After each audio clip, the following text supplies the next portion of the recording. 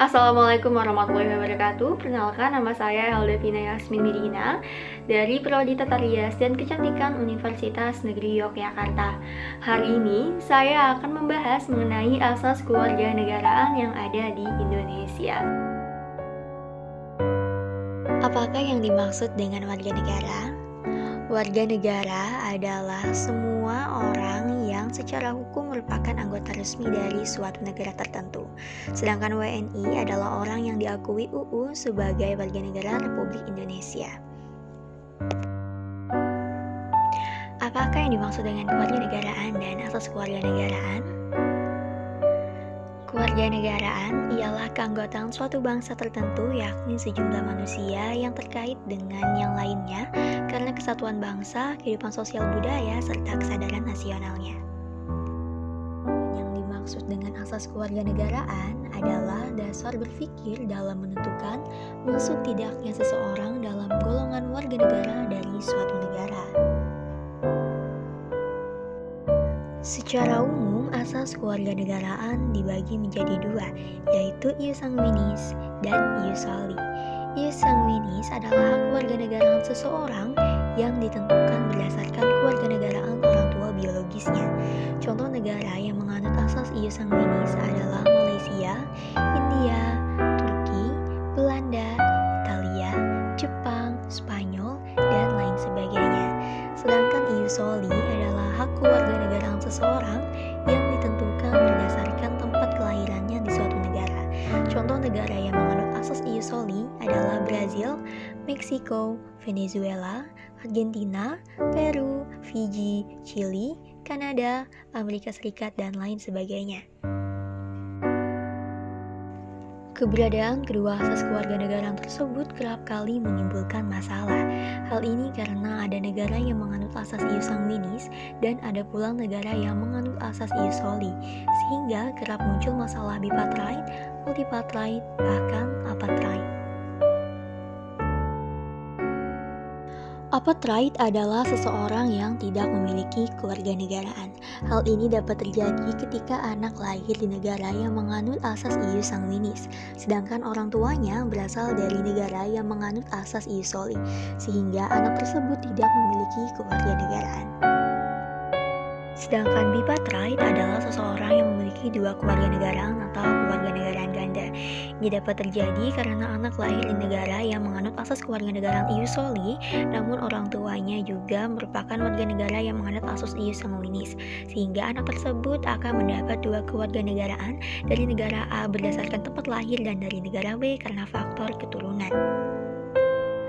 Sedangkan multipartite adalah seseorang yang memiliki dua atau lebih kewarganegaraan. Hal ini dapat terjadi jika bipartite menerima juga pemberian status kewarganegaraan lain ketika dia telah dewasa, namun tidak melepaskan status kewarganegaraan yang lama. Ada dua cara dalam penentuan status kewarganegaraan. Yang pertama adalah melalui sel-sel aktif, yaitu seseorang yang menginginkan menjadi anggota suatu negara dengan aktif melakukan upaya-upaya hukum yang berlaku di negara tersebut, atau biasa disebut dengan naturalisasi biasa. Kemudian ada yang disebut dengan sel-sel pasif, yaitu seseorang yang tanpa melakukan upaya hukum tersebut sudah mendapatkan status kewarganegaraan di suatu negara atau dengan sendirinya dianggap menjadi warga negara, atau disebut dengan naturalisasi istimewa. Dengan adanya kedua sel-sel tersebut, ini memberikan sebuah keterkaitan secara hukum yang berlaku pada seseorang yang mengajukan status kewarganegaraan, yaitu hak opsi adalah hak dalam memilih dan menentukan status kewarganegaraan atau berpindah status kewarganegaraan di dalam sel-sel aktif. Kemudian ada hak repudiasi, yaitu hak untuk tidak menerima status kewarganegaraan yang diberikan oleh suatu negara lain di dalam sel-sel pasif. Lantas, bagaimana sih asas kewarganegaraan di Indonesia? Menurut Undang-Undang RI Nomor 12 Tahun 2006 tentang Kewarganegaraan Republik Indonesia, dinyatakan bahwa Indonesia dalam penentuan kewarganegaraannya menganut asas-asas diantaranya adalah asas ius sanguinis, asas ius soli secara terbatas, asas kewarganegaraan tunggal, dan asas kewarganegaraan ganda terbatas. Bagaimana cara memperoleh kewarganegaraan Indonesia? Cara memperoleh kewarganegaraan Indonesia menurut Undang-Undang Nomor 62 Tahun 1958 adalah melalui cara kelahiran, melalui cara permohonan, naturalisasi, akibat adanya perkawinan, karena adanya turut dari ayah dan ibu, dan karena adanya pernyataan. Melalui cara kelahiran. Kelahiran seseorang dapat menyebabkannya menjadi warga negara Indonesia, baik dilandaskan pada keturunan orang Indonesia ataupun kelahiran yang terjadi di wilayah atau negara Indonesia. Landasan ini digunakan agar tidak ada yang namanya apartheid atau tidak memiliki kewarganegaraan. Melalui cara permohonan, seorang anak yang terlahir di luar pernikahan dari ibu yang memiliki kewarganegaraan Indonesia ataupun anak yang terlahir dari pernikahan yang sah, namun ketika ada perceraian dari kedua orang tuanya serta hak asuh anak tersebut jatuh ke tangan ibunya yang memiliki kewarganegaraan Indonesia. Namun, anak tersebut memiliki kewarganegaraan asing yang sesuai ayahnya, sehingga dalam kasus ini, anak tersebut berhak mendapatkan kewarganegaraan Indonesia dengan mengajukan permohonan kepada Menteri Kehakiman. Melalui cara pengangkatan. Pengangkatan status kewarganegaraan seorang anak dari orang asing menjadi warga negara Indonesia karena anak tersebut benar-benar dibutuhkan untuk menjadi anaknya sendiri. Dalam pemberian kewarganegaraan Indonesia pada anak tersebut dibatasi pada anak yang berumur 5 tahun serta mendapat pengesahan dari pengadilan negeri dari tempat tinggal orang tua yang telah mengangkat anak tersebut.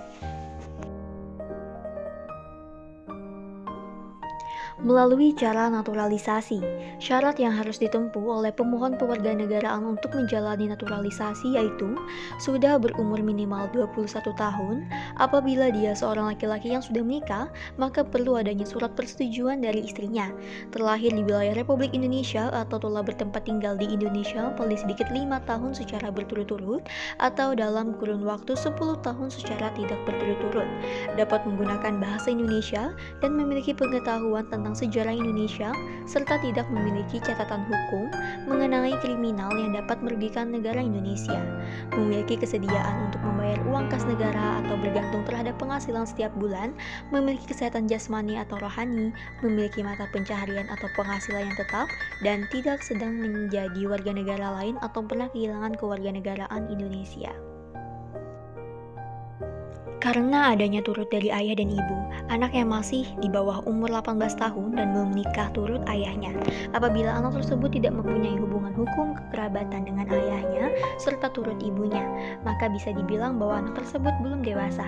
Oleh karena itu, kewarganegaraan anak tersebut sesuai dengan kewarganegaraan ayahnya yang mempunyai hukum kekerabatan dengan ayahnya.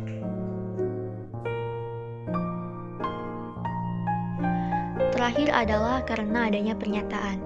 Jika seorang perempuan yang berwarga negara asing dalam kurun waktu 1 tahun setelah pernikahannya menyatakan keterangannya untuk itu, begitu pula sebaliknya apabila seorang perempuan berwarga negara asing tersebut mendapatkan kewarganegaraan Indonesia dan masih mempunyai kewarganegaraan lain serta keterangan tersebut tidak boleh dinyatakan, maka seorang perempuan asing yang menikah dengan seorang laki-laki yang memiliki kewarganegaraan Indonesia akan memperoleh kewarganegaraan Indonesia. Jadi sekian pemaparan materi dari saya. Saya harap sangat bermanfaat dan salah hilang mohon maaf. Wabillahi taufiq wal hidayah. Wassalamualaikum warahmatullahi wabarakatuh.